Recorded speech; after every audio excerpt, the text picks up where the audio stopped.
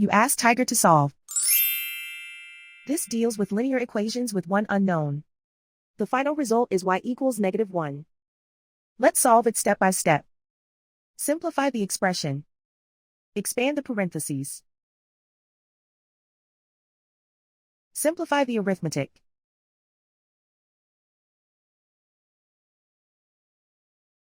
Group all y terms on the left side of the equation. Subtract 2y from both sides. Group like terms. Simplify the arithmetic. Group like terms. Simplify the arithmetic.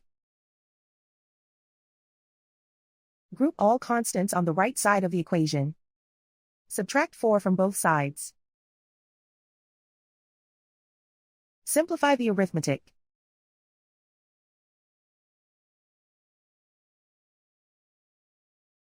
Isolate the y.